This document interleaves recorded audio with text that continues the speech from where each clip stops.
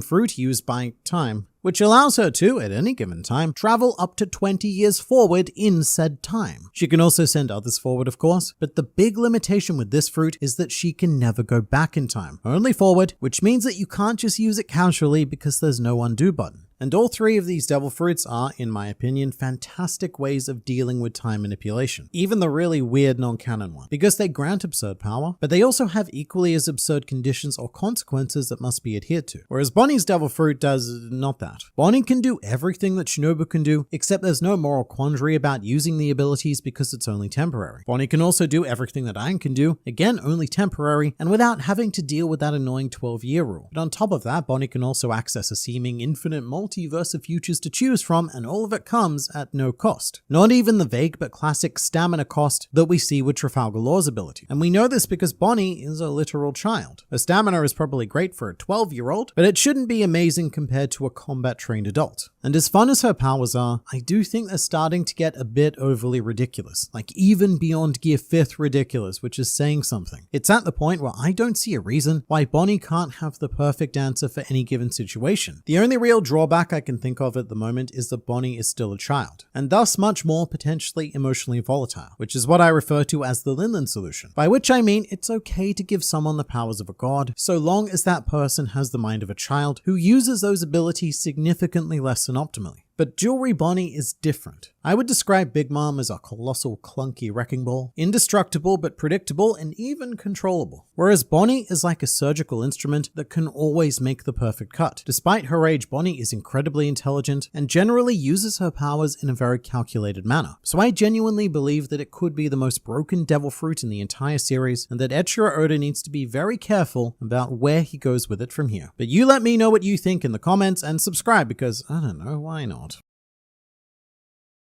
This is every Mythical Zoan Devil Fruit ranked. There's a lot of these fun fruit things, many more mythicals in the series than you knew or probably remembered. So we are going to pick them at random out of this One Piece themed hat, starting with the Tori no Mi, Model Phoenix. This fruit used by Mako was the first Mythical Zoan introduced that we were aware of, although in retrospect the first was actually introduced way back in chapter 1. But Mako was the first time that we all collectively sat up and went, ooh, that's a big bird. Its flames of regeneration are simply insane, because it effectively gives Mako the benefits of a Logia fruit, given that his body transforms into the intangible element of fire. With the restriction, of course, that it is bird-shaped fire, so he's kind of like a bird Logia, which sounds pretty stupid until you realize that that's also what Karasu kind of appears to be as well, except he is a bird's plural Logia. However, the healing fire can also be made tangible and used as some sort of attack. Not so much in the burny ow sense, because they're healing flames, but definitely more so in the smack ow sense. Sort of like hitting your opponent with a flame-covered hammer, just without the flames,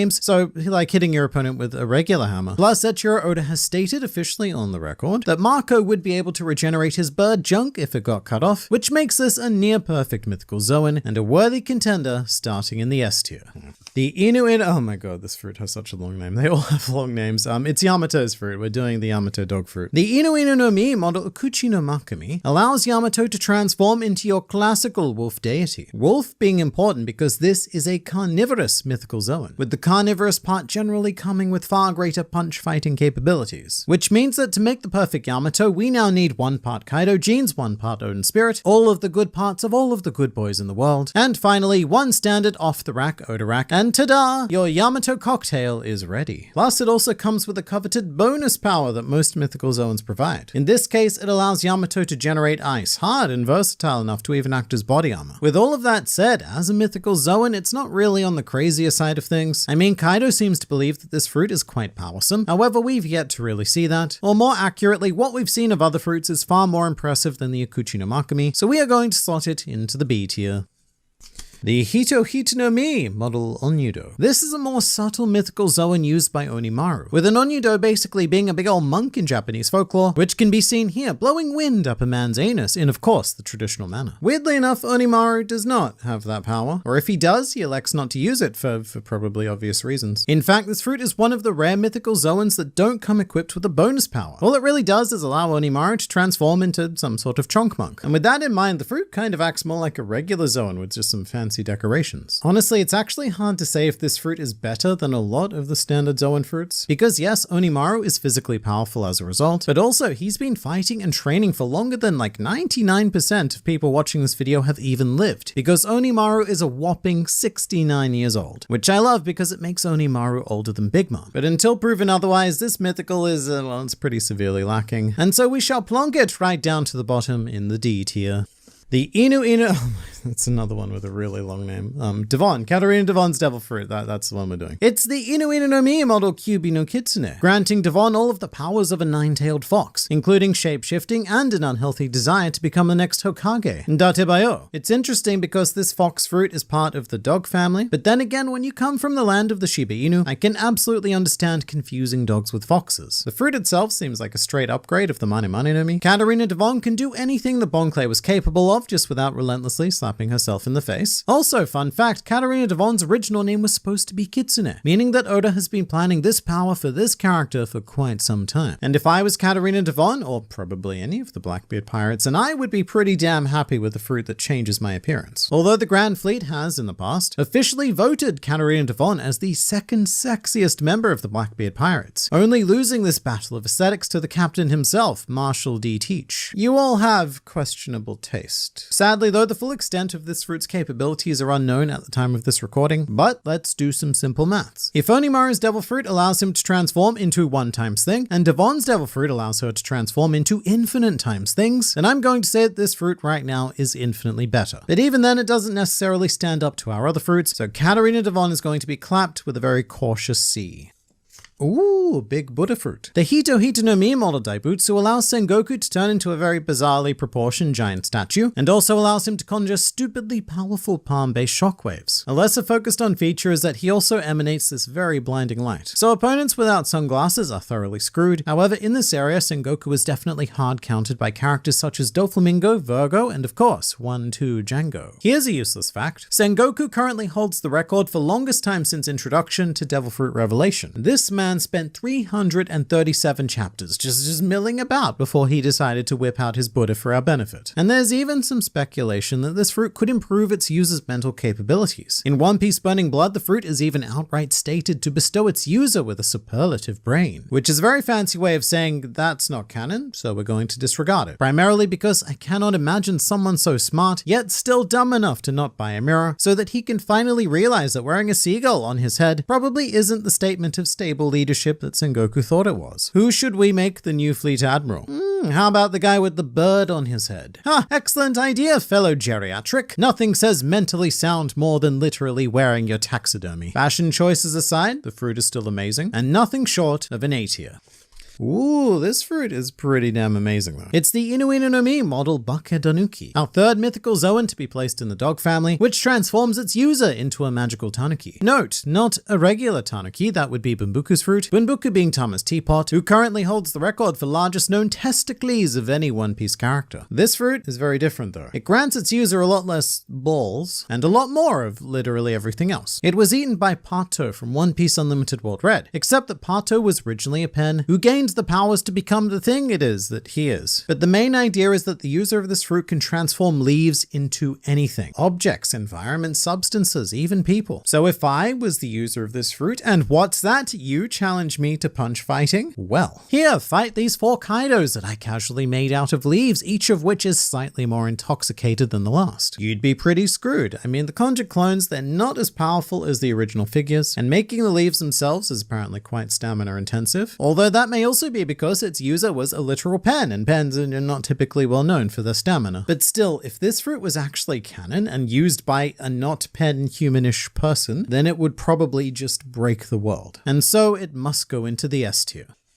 It's the fish fruit. Mr. Kaido-san had an unconventional path to success. He started out as a small oni, then he became a big oni, then regressed to a small fish, and then finally evolved into a big Seryu dragon, guardian of the east and general enjoyer of springtime weather. This fruit is kind of hard to judge at first because a lot of the power it generates came from the innate abilities of the world's strongest creature. But what helps us out a lot here is Momonosuke, very much the opposite of the world's strongest creature, but may in fact be the world's strongest creature, because Momonosuke Momo means peach. But Momo confirmed that this fruit works amazingly, like on a godly level, just straight out of the box. It allows its user to fly by creating clouds to traverse, which is more like walking with extra steps, like literally extra steps because of the extra legs. More importantly though, it comes with so many bonus powers, including almost a complete elemental mastery. Kaido showed control over fire, wind, and lightning, and really he was just one step away from being his own personal Captain Planet. What he lacked, of course, was heart. As in the place of a heart, all Kaido has is a void being perpetually filled with a cocktail of alcohol and tears. But also you can do really cool stuff like lift entire islands, so this fruit, it's just insane. So much so that we need to open up a new AA tier above the S. And yes, usually even a AA would not rank above an S, but in this case, the AA stands for Alcoholics Anonymous because I am committed to getting Kaido the help that he so sorely needs. Ah, right. This fruit is very interesting. It's a mythical Zoan used by Torasugu, a character that I'm betting almost no one watching this video has ever heard of. Because he's not in the manga, he's not anime only, and he's not even a game only character. No, get this. Torasugu is a live public exhibition only character. His existence came about with the One Piece Kyoto collaboration, specifically in the Nue exhibition, which told a story of an alternate Wano through woodblock paintings, the main character of which was Torasugu, with the powers of the Tori Tori no Mi, Molde Nue. And look, it's really hard to power scale in One Piece in general, but I would say it's particularly difficult to power scale through woodblock paintings. But the Nue is a creature traditionally comprised of a monkey head, tanuki body, tiger legs, and a snake tail, all of which coming together apparently makes it a bird because it's part of the Tori family. Makes sense? I mean, it could fly somehow. But to me, it makes a C because yes, it transforms its user into an ungodly mess of animal parts, but it doesn't really do much else. Oh wow. So speaking of not doing much, the Hebi Hebi no Mi model Yamata no Orochi, used by the guy whose name is literally in the fruit. And you know, for a country with no knowledge of devil fruits, Wano packs more power than domestic water heaters, which make up a stunning 13.6% of average home power use. Orochi, meanwhile, is much more energy efficient because he accounts for less than 0.0001% of the power on Wano. It's so hard to know what this fruit can actually do because its user was just so Orochi. And you know what? I think the One Piece wiki sums it up best because under the abilities section, it says that it allows the user to, quote, reach targets that are further away than he could normally reach. Great. This sounds like a freaking amazing mythical Zoan there. It does allow the user to survive decapitation up to a limit of 7 times, but it doesn't prevent literally any other form of death. So it's, yeah. Look, it's the most disappointing mythical Zoan paired with the most disappointing user. And look, we all know what that means. That means we need to place it right in the Simon tier, which is our equivalent of the trash can. Oh, hey, it's Luffy. And oh my god, it still feels so weird calling Luffy a mythical Zoan. I don't know if I'll ever get used to it. This fruit has gone from being bargain bin flea market stock to exquisite fine dining ingredients, and that is all thanks to Luffy. It's a really tough one because this fruit is only as powerful as your imagination. This is a mythical Zoan that you could eat and just end up becoming a basic paramecia. Because let's not deny this, I, and most of you watching, are basic. In the hands of some, it would just be a dud Simon tier fruit, but in the hands of others, it would be an easy Alcoholics Anonymous tier. So the only solution I really see is to completely separate this fruit from the system and place it in the satellite ridiculous tier.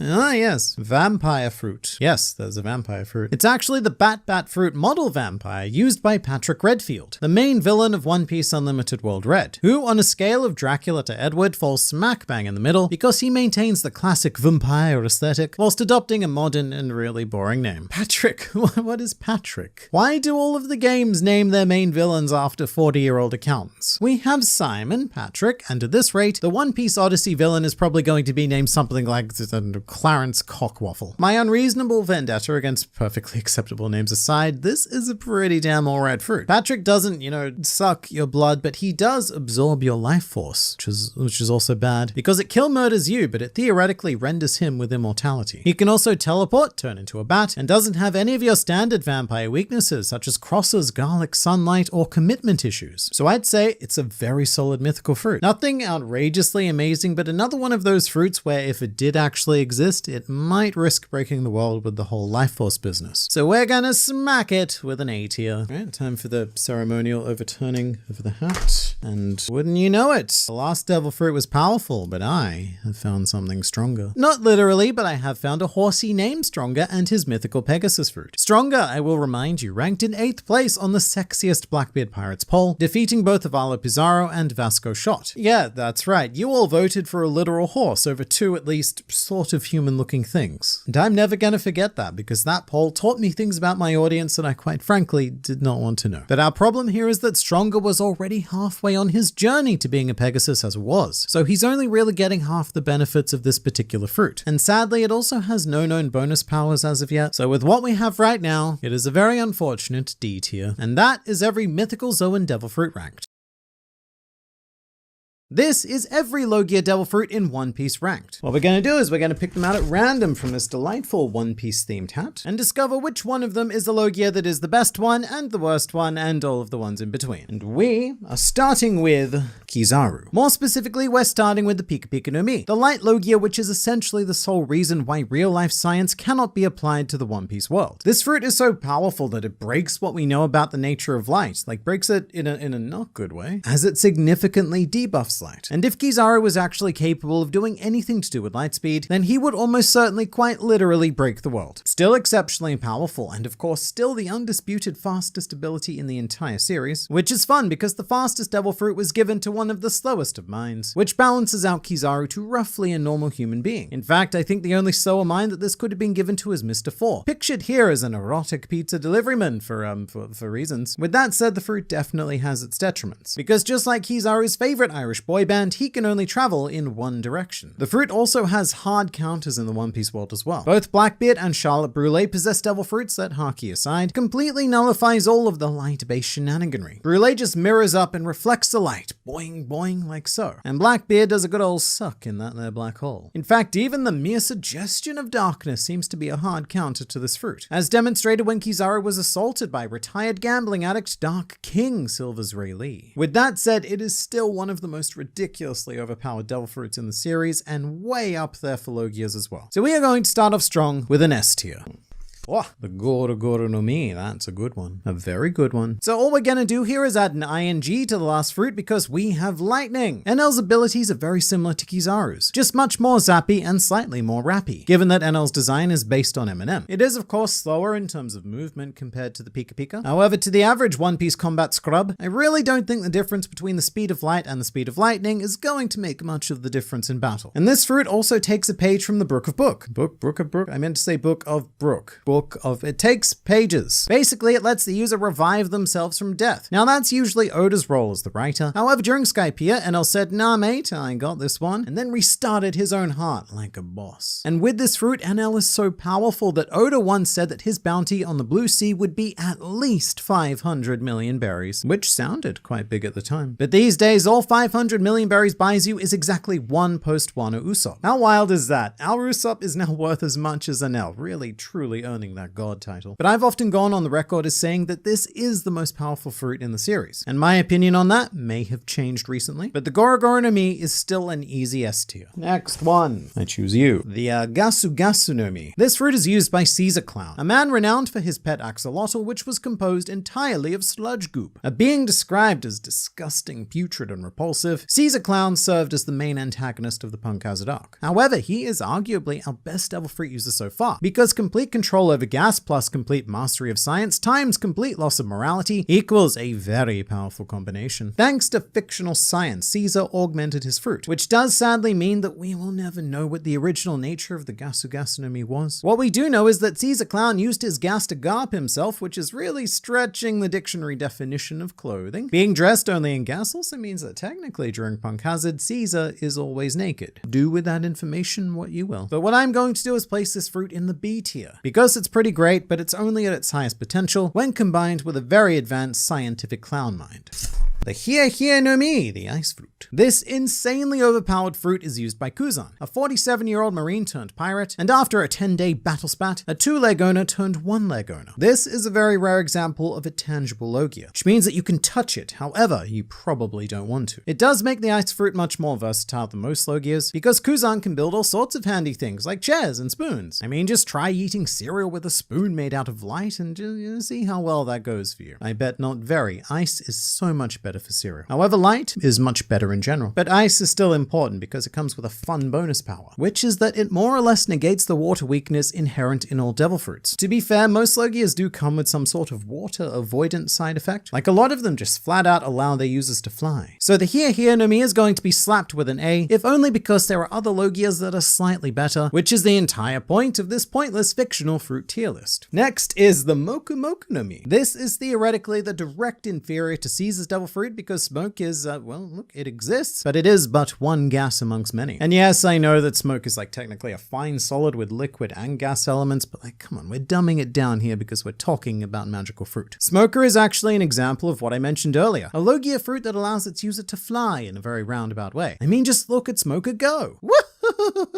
In the end, though, it's just a bit of a tame element. I mean, it's still great. All Logia fruits are great, but amongst the Logias, this is certainly one of the worst, and so it's going to be smacked with the mediocre C of disappointment. Perhaps this one will be better. Oh, it is. It's the Mori Mori no Mi, the fun forest fruit, our newest Logia. This devil fruit really did redefine the way I think about the entire class. I think it's definitely the most unique Logia and one of the most fascinating to watch in action. Like the ice fruit, it's another tangible Logia. However, I do think that its element lets it down in this arena because nature can be fairly easily destroyed by almost every other element in existence if enough of said element is applied. And yeah, Green Bull has his fireproof forest, but all we really needed to do to overcome that was make a slightly bigger fire, and then things became a much bigger problem. It's also a fruit that may dominate on land but doesn't do particularly well at sea, which is a problem in this very sea-based world. It can fly though through delightsome flower power, but honestly, I believe this may be a B-tier Logia with an S-tier user. So we're gonna make like a tree that's been split with an axe by splitting the difference here with an A tier.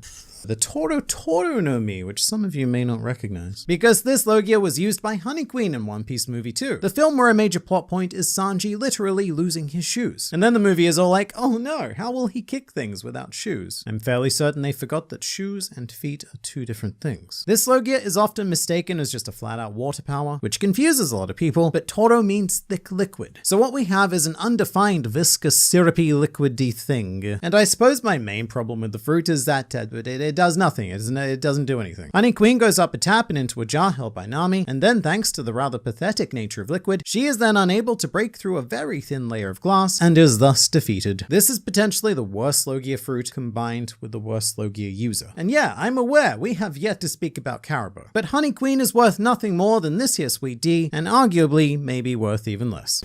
The Numa Numa no Mi. I was just talking about you. Welcome to the game, Caribou, who is best known in One Piece as Reverse Shrek due to his catchphrase, "What aren't you doing in my swamp?" But this fruit gets a bit of a bad rap, primarily due to its fundamentally unpleasant putridity and general sense of buyer's remorse upon consuming it. However, it actually houses one of the most amazing sub-abilities you can stumble upon in a devil fruit, which is a pocket dimension. Caribou can store and transport potentially limitless things and even people in his swampy body. I mean, yeah, it's still kind of but that automatically makes it better than several of the fruits we've already discussed. Sadly though, it is a Logia power that cannot fly, and if it did, it would just look like Caribou being flung across the sky by his own furious diarrhea. Look, this may be controversial, but the Numa Numa no Mi is a B-tier Logia. Horrid, absolutely horrid element, but stupidly useful and much more better than just smoke. The Mera Mera no Mi. This devil fruit's powers are so coveted that almost everyone in the series tries to mimic it. Kaido made himself a barbecue fish, Sanji perpetually sets himself on fire, and even Luffy is an aspiring arsonist with all of his red techniques. Lots of people think that this fruit is cool, but it's not cool. It's hot. It's very hot. A fact that the now deformed face of Jesus Burgess will gladly attest to, provided that he can open his very melted mouth. It's very versatile as well for using fire as a light source or even fuel source. And in fact, fire itself is one of the primary building blocks of human life on this planet, so we are going to give it the honor of a solid A tier. The Ame Amenomi, another one that you may not remember. Or no, there's no reason why you should know this. This is a candy syrup logia wielded by Gaspard from movie 4. And Gaspard is what happens when a human is born with their brain in their chin. You know, there's nothing happening up here and everything happening down here. His head is kind of like an upside down ice cream cone. Despite that, he is one of the best villains that the One Piece movies have to offer, and he made candy syrup look every bit as terrifying as Sakazuki's magma. It's also just a blatantly much better version of Perospero fruit, allowing Gaspard the versatility of weird sticky vats of doom, but also hard and structurally sound candy objects. It's pretty damn good, but it's not the best. And the universal designation for that is a B tier.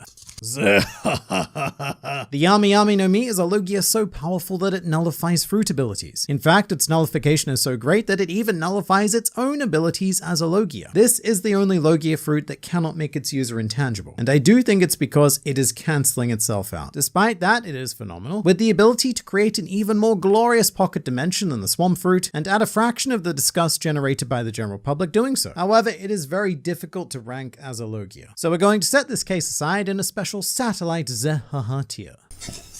The Suna Suna no Mi. This fruit is the one most hated by Anakin Skywalker because it's coarse and gets everywhere. But that is exactly what Sir Crocodile loves about it. He loves being everywhere. The sand fruit is exceptionally dangerous in a desert climate, so it sure would be embarrassing if Crocodile managed to lose there. This fruit also has one of the weirder designs, very much evoking a needy cactus that wants a hug. And whilst wonderfully versatile in nature, this fruit will always find itself asking someone to bend over because it is about to hit the very bottom. And it's due to its weakness to literally any liquid, meaning that Caribou of all people actually hard counters Crocodile because swamp is partly composed of water. And in fact, anyone cursed with overly active sweat glands is also going to do very well against Crocodile. It's strong, but not too strong. It's useful, but not too useful. Most importantly though, it is far, far too easily countered, so the Suna Suna no Mi is getting saddled with a C. The Yuki Yuki no Mi, the cold sand fruit. Often comparable to Crocodile, Monet's devil fruit is actually more akin to Kuzan's. However, it was officially labeled as its direct inferior, so the one thing we know straight away is that this fruit will not be an A. The snow fruit is exceptionally dangerous in a snowy climate, so it sure would be embarrassing if Monet managed to lose there. But the best thing I can say about the fruit is that it gives its user immunity to the cold, which means that you'd get to live the dream of wearing shorts in winter. But also, this fruit doesn't have the water weakness, and so it's got to it's B tier. The Magu Magu no Mi. You know, for someone who claims to enjoy just ice, Sakazuki sure has done everything in his power to avoid ice. Sorry, I read that wrong. For someone who claims to enjoy justice, Sakazuki is, he's a dick. But this fruit is an easy S tier because no one is going to argue with a man who can turn your house into a volcano and turn your neighbors into the unfortunate citizens of Pompeii. Now for the ceremonial turning over of the hat. Can you guess what this fruit is? I bet you can't. And if you can, I'm probably more disappointed in you than impressed. Because it's the Pasu Pasu no Mi, held by the illustrious Simon, the primary antagonist of One Piece, great hidden treasure of the Nanatsu Islands. So Simon is the leader of the Simon Pirates, which makes him sound like an accountant having a midlife crisis. I mean, just imagine this. Whoa, who's that? Why, that's 100 Beast Kaido, Emperor of the Sea and leader of the fearsome Beast Pirates. Cool. And who's that guy next to him? Oh, that's Simon. He does our taxes, which is appropriate because the Pasu Pasu no Mi is a paper logia. So look, this is something of a Grand Line Review tradition, but the only accurate way to rank Simon's acute disappointment is to open up an entirely new Simon tier. And that is every logia fruit in the series ranked according to the whims of a man on the internet.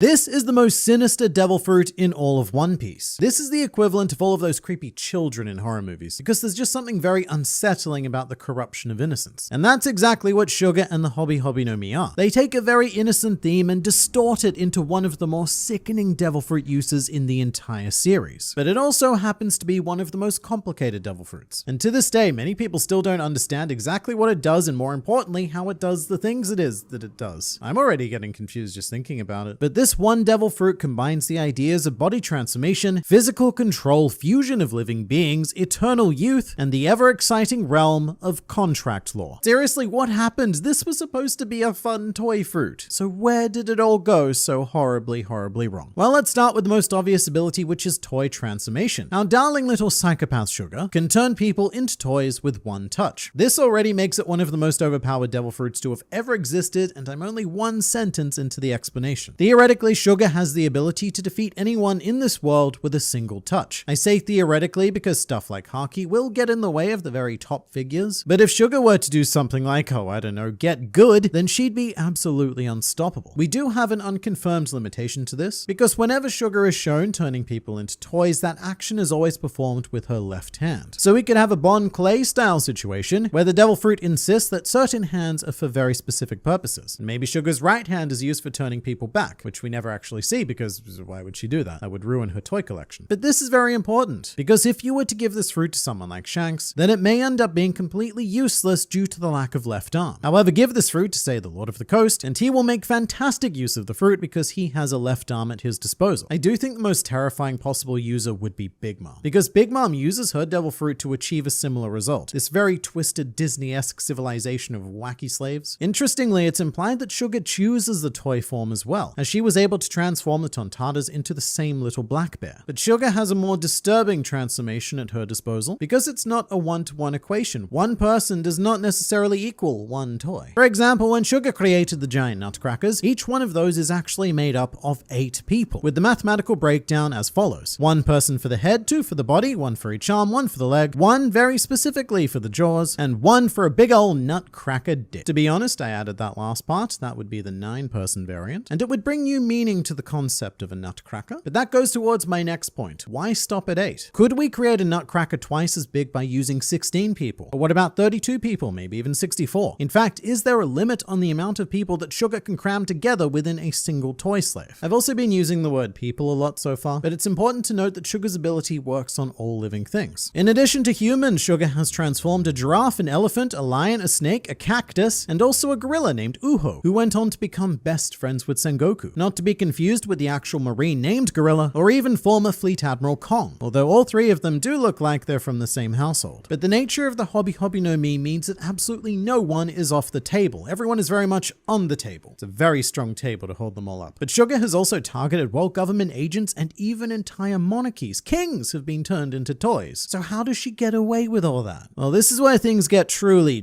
sinister. Because after transforming her target into a toy, the memories of that target are then erased from all of the non-toys. For example, let's say you have a sister, which Sugar does, actually. It's Monet, and most people miss that connection. But let's say that you have a sister and Sugar turns her into a toy. You then lose all memories of your sister, and it's like she never existed. Kind of like how Monet doesn't exist anymore, due to having her heart stabbed by a maniacal clown scientist. Except it's even worse, because at least Sugar has the memories of Monet. You don't even get that. This is referred to on Dressrosa as the Hobby Hobby curse, and the country was described as being divided into the forgetters and the forgotten. And I remember feeling physically sick when I read this for the first time, because it's very existentially horrific, especially in a series like One Piece where memory and inherited will are everything. For example, what happens when you remove the memory of Shanks from Luffy, or Zeph from Sanji, Saul from Robin, Tom from Frankie, and so on and so forth until we do all of them? These people are who they are as a direct result of their mentors. So if you take those mentors away, those people will change radically, which is an idea that I don't think was ever explored to its fullest during Dressrosa. However, physical evidence of existence does remain, as shown by the statue of Kyros in the Corridor Colosseum, as well as with the list of criminals held by the Marines led by Bastille, waiting patiently outside the Corridor Colosseum to arrest them. There's a really funny moment in Dressrosa when Bastille is just flipping through the list of names and he just goes,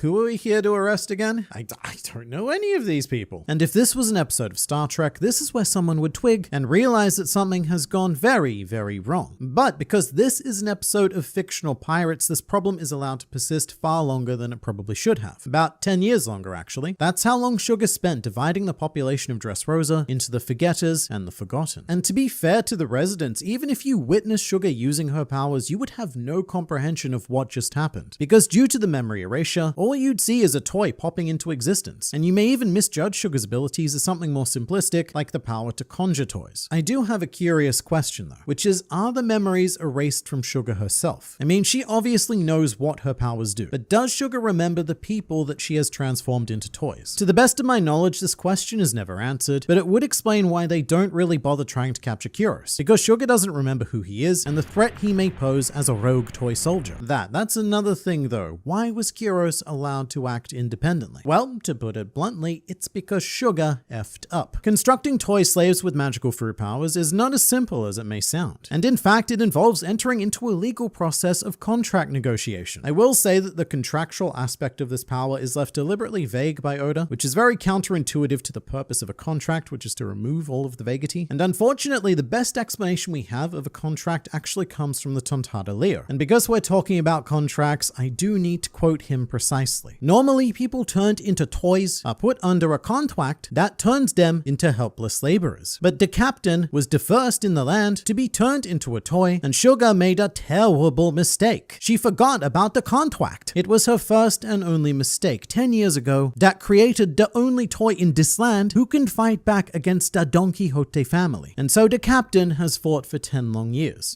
Reading that back, I'm surprised that Leo gets so many words wrong, but he perfectly enunciates Don Quixote family. And I know that some people don't like how the Tontadas sound in English, but trust me, they sound just as annoying in Japanese. Also, at this point, I would say that the word contract is a bit misleading because the actual situation plays out as follows. You, as a potential toy candidate, get called in for a meeting with your new employer Sugar, who offers you a contract for a lifetime of slavery. Now, because you're quite on the ball and not so sure about this slavery business, you then turn to your attorney, who, as it turns out, is also Sugar, and she says, "Mate, I think this is one pretty sweet aff deal," and she then proceeds to sign the contract for you. And then, bam, you are an eternal toy. All it requires is Sugar's consent, and therefore she can set literally any condition she wants, which initially sounds quite infallible, but you've got to choose your words very, very carefully when making a contract. For example, you should choose to use words period, which is exactly what Sugar didn't do with Kyros. She, quote, forgot to make a contract when transforming him, which I have to say is rather ironic given the forgetful nature of her powers. And this is actually massive if you're a toy, because one painfully weird specific condition to Sugar's powers is that she only has one opportunity to forge the contract. If Sugar forgets or miswords the contract, then